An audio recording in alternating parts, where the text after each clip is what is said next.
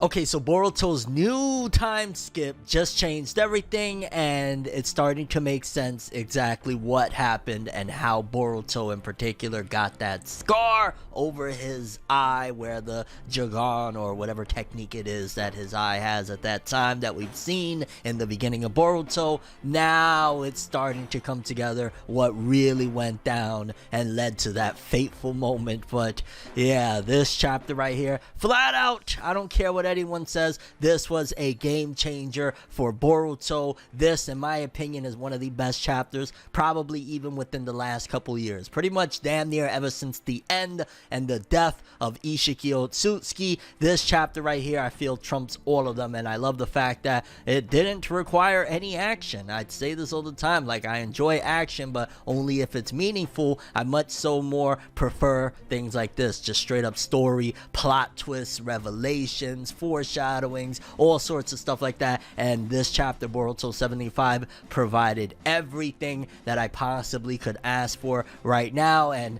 it's slowly but surely coming together. A lot of the setups and buildups over the last couple years, which again, thank goodness, because despite the fact that I am gung-ho and like, yes, finally a banging chapter, it still doesn't take away from my criticisms I've had based on my experience that we are experiencing Boruto every single month. Like, we get the Boruto chapters, and then, hey, is this chapter good? What does it contribute to the series as a whole? That's where we kind of start to have the breakdown and whatnot. But this chapter, flat out, I'm like, the Oasis, baby. Amado dropping bombshell after bombshell. Ada's techniques, getting a little more insight into it. It's the whole revelation of the Otsutsuki god, Shibai, and the newly found time skip that might explain just what happened with Boruto, his scar over his eye, and so much more. I'm here for it, baby. Boruto is seemingly taking off again. Let's do this. I must go, must leave this house. I must go, the time is now. I must go, it's time to get out.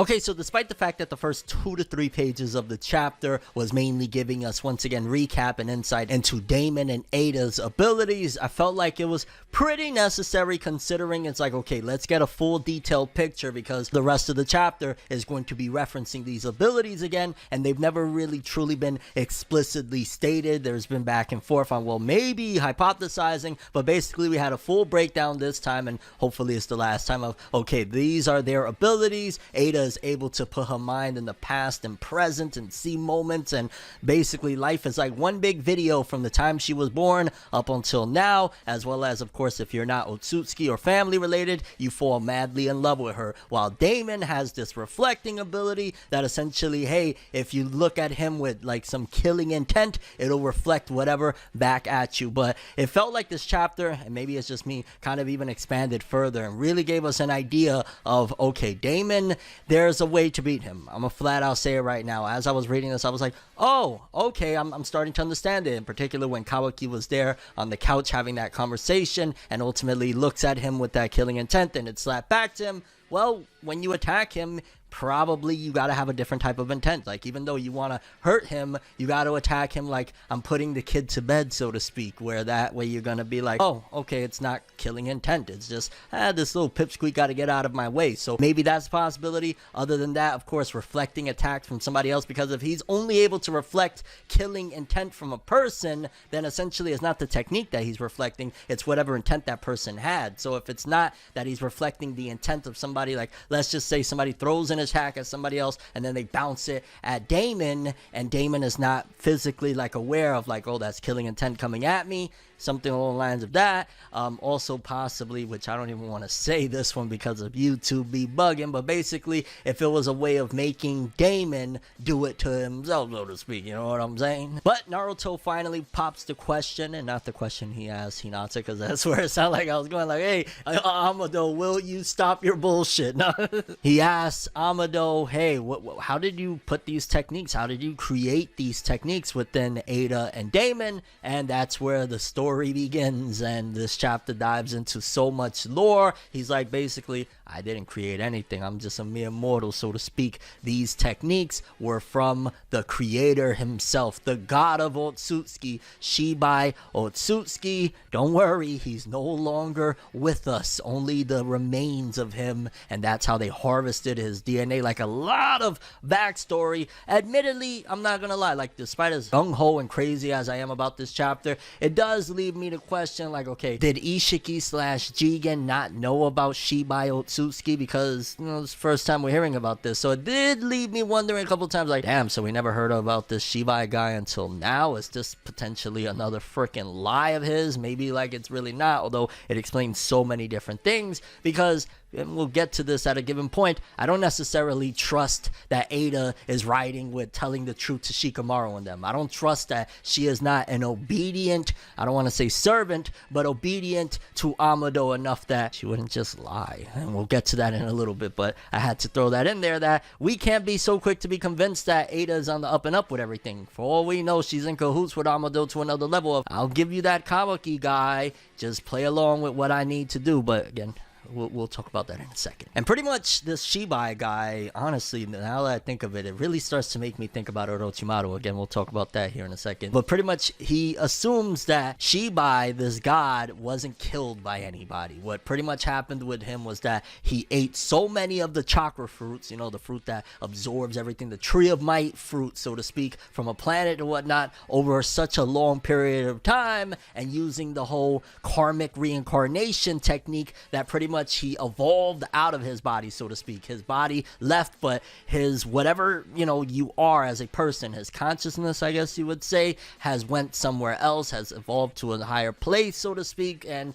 I'm gonna be honest with you, I feel like even parts of that story might be some truth and a little bit of falsehood, because that's been Amado's MO pretty much since he's been introduced into the story. There's a lot of truths around there, but there's some little fudging of the story, because for starters, okay, how did you come across this? Like, there's still even so many questions that comes from this alone. It almost opened up, like, after this chapter, 10 easy major discussions you could have about Boruto as a whole moving forward. And admittedly, I ain't gonna lie, it's like, holy cow, the techniques and the capabilities of this Shibai guy makes you think like, damn, Agoromo, them 6 paths wasn't all that, so to speak. When you hear that, Shibai was so hacked without weaving signs for ninjutsu, he generated storms with a wave of his hand and called forth thunderbolts with angry roars, so he could just go ah and create thunderbolts and stuff like that. Yo, these Otsutsuki, as we go down the tree, so to speak, the branches at the top, yeah, these dudes pretty freaking hacks. And also, this just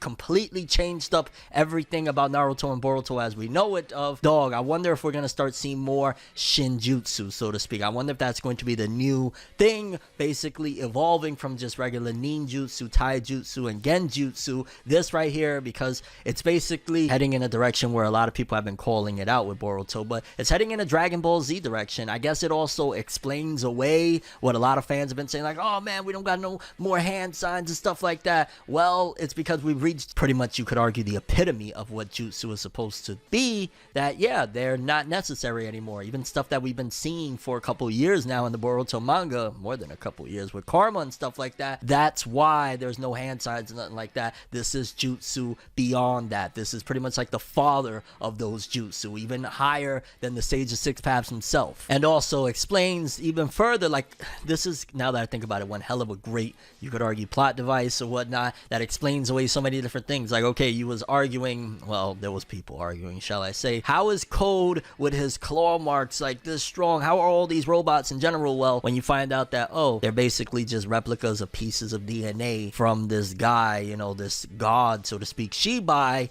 that's how they become hacks like that. That's how we got that this scientist on Earth was able to create machines that are god tier compared to shinobi and regular jutsu. Well, because these cyborgs are with DNA from a god Otsutsuki. One of the biggest things that gave life to Boruto that really matters in a major way, for better or worse, is the Otsutsuki. Like, if Naruto didn't introduce the idea of the Otsutsuki towards the end of Naruto, we wouldn't have much of a series, or it would be massively different, because these are the scales that we're going at, and it's, yeah, expanding to otherworldly stuff to, again, we don't need to use hand signs. Even Kawaki's new ability that he got with his new karma mark is also, again, a part of this whole Shinjutsu. And I love how Sarada had like one moment there where she's like, so what are you saying basically? Ninjutsu is a ripoff, you know, it's a knockoff, it's basically low tier compared to Shinjutsu. And Amado's like, I'm just spitting facts. Like, yeah, damn. Sarada, played by the book, just got,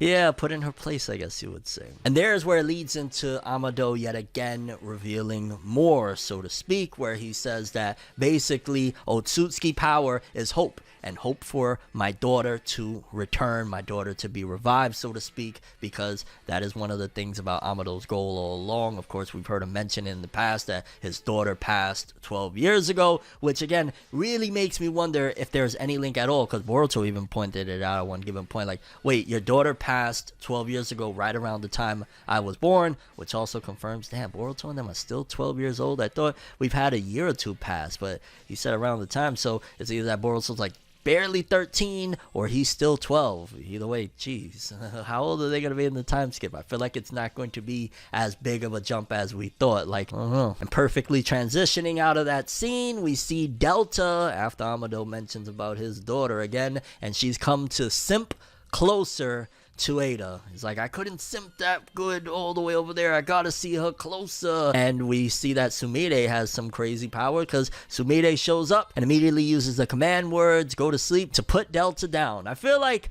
there needs to be a little more explanations so some of these roles make sense, because as it stands right now, it's like, okay, if Delta's the daughter there that he, you know, reveals later on in the chapter, this is Akebi and Delta, whatever, then who the hell is Ada a creation of? Because he's pretty much been recreating people, right? Like, even going back to Kashin Koji, he was probably an early experiment, now that I think of it, or one of the experiments of trying to, again, revive somebody. And how does he know about Kashin Koji, aka Jiraiya? How did he know about Jiraiya, who he was? So there's still so much mystery. And then it goes even deeper into the situation that, again, Amado's daughter died 12 years ago of some sort of rare disease, and despite the fact that there was people trying to see if they would, you know, help her to stay alive or whatnot, Amado was like, nah, I'll find a better way, and started to create a clone, pretty much just damn near modeled after Orochimaru. I'm not gonna lie, a lot of these things are reminding me of Orochimaru. For crying out loud, the whole thing of Shibai continuing on and becoming a god, that sounds like Orochimaru right now. Like, that's pretty much Orochimaru's goal. Imagine Orochimaru is the Shibai guy from the future. Like, yo, we get crazy with these theories. I know you're like, yo, chill out, but that sounds wild. Orochimaru in, I don't know, 1,000 years from now or some shit came back in time to continue on as Shibai, or you never know. I mean, at the end of the day, Orochimaru, if somebody was going to be randomly an Otsutsuki, kind of fits the motif, just the snake version. Like, he couldn't figure it out, so an early prototype was, I'm just a snake. And even after his daughter passed away and he continued the experiments, he preserved her brain, all of that stuff, when he finally created the clone, he realized she has her memories, but she's not like my daughter. And it finally hit him, holy shit, my daughter really doesn't exist no more, my daughter's gone. And it broke him, and this is where it gets a little bit funny. So right after that, that's when Isshiki Otsutsuki, aka Jigen, whatever you want to call him, shows up and is like, yo dog, I'll help you revive your daughter. Like, could him have some involvement with the disease? B, there's major things that are being left out? C, all of this is, or damn near all of it is lies, minus maybe a couple of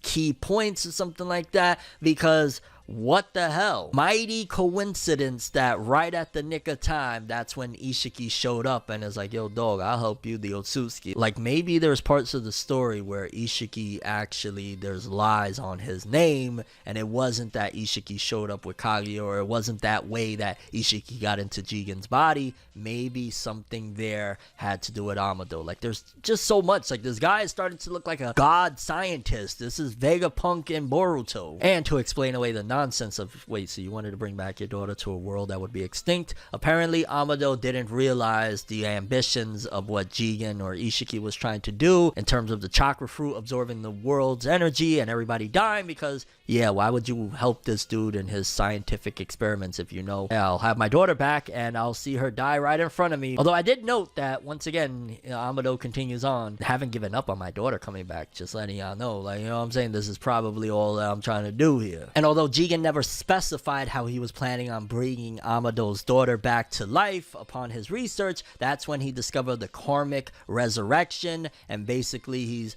either assumed that maybe that's what Jigen was going to do in return, because again, it could have been that Jigen was just, I ain't doing shit for him, like, just help me, I'm gonna lie to this motherfucker, like, you just don't know. And pretty much that's in Kawaki now, and all he wants is for Kawaki to use that karmic resurrection into a clone body that he creates and rebirth his daughter. And I wouldn't be surprised if he's lying about some of that stuff as well. Like, even Boruto remarks like, wait a minute, that's all he wants? Oh, I thought it was a lot worse. Like, and if that was as simple as it was, why wouldn't he have just told everybody that to begin with? You know, a lot of questions like, hey, help me with my daughter, I just helped you guys, would have been a very simple transaction, no? And big shouts again to Shikamaru for having the intuition to be like, yo dog, I hear your story, I know it's sad and shit, but hey Ada, check back there, make sure that Akabe shit is like legit, you know what I'm saying? Make sure that's what it is. But in the midst of that, Momoshiki starts talking with Boruto, and we find out that basically their thoughts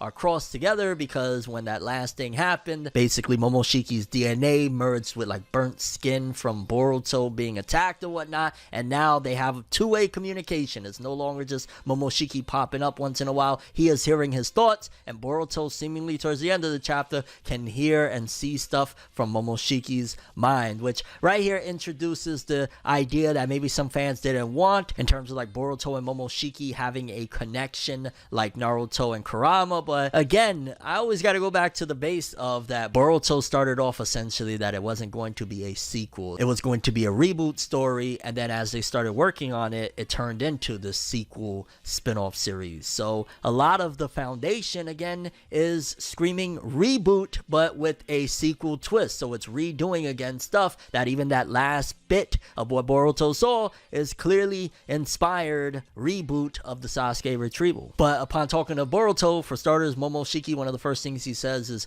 don't let Kawaki catch on, I don't want to tango with him again, and even kind of looked comedically scared there, which is funny to say the least. But you gotta look at the predicament, right? Momoshiki now has no choice but to humble himself down, because yeah, something happens to this kid, it's over for me. Before, he's this god, he has limitless time, limitless potential, all of that stuff. He's now realized and recognized the circumstances he's under. He's been in Boruto for a little bit now, right? Like, he's probably now starting to understand, I gotta maneuver through this one way or another. So it might not be genuine, it might be genuine of him speaking with Boruto and shit like that, but either way, I feel like this is why that relationship for now is being molded. He has no choice, like, it's do or die. But again, he also starts to question, saying that something's off with Amado, that the Senrigan ability is legit, but that love thing isn't Shinjutsu. So what the hell is that? And again, it makes me think, if that is something entirely different and Amado's plotting, why would he need Ada to have that ability to go after Kawaki? Is it that he was going to force Kawaki with this? Like, hey, you know, your wife told you to do it after they get together? Like,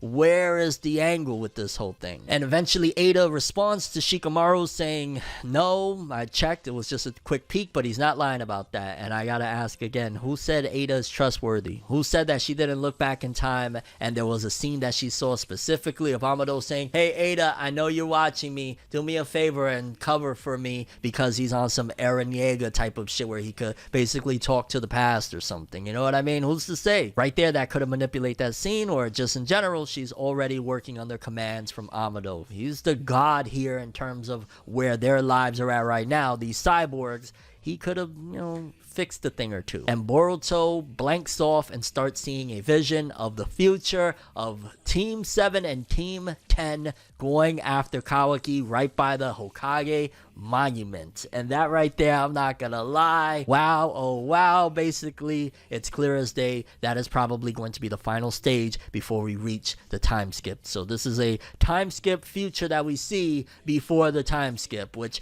goes back into the whole reboot theory of like, yeah dog, it's kind of in a weird way a sequel spin-off with the blueprint of a reboot. Because at one given point, Shikadai says, that just ain't what a friend does, And right there, it starts making you think, okay, what are you talking about? That ain't what a friend does. And you're hunting him down on top of that. And then you add another scene that all bets are off. Right there, more than likely, Kawaki caught or found out about Boruto's connection with Momoshiki, that they're able to, share each other's minds. And Kawaki attacked and possibly stabbed, trying to stop it. And everybody went raging to the point where you see even Mitsuki says, "You have managed to truly anger me." And he's in sage mode, dog. They are going crazy, and it's probably about Boruto. Kawaki done stabbed through his eye, or tried to, and you even see that it looks like Kawaki is fighting back. So yeah, this is no laughing matter. This is that final encounter trying to stop Kawaki before he either goes off with Amado, goes off to seek out Orochimaru, or goes off with Shibai Otsutsuki. Maybe I would throw the argument, if there's anybody that right now, because I don't even think it would be Code hates him too much, I would imagine that Ada would be one of the only ones. If she starts falling more in love with him and he shows a little affection, she would ride with him. If he's running away or something,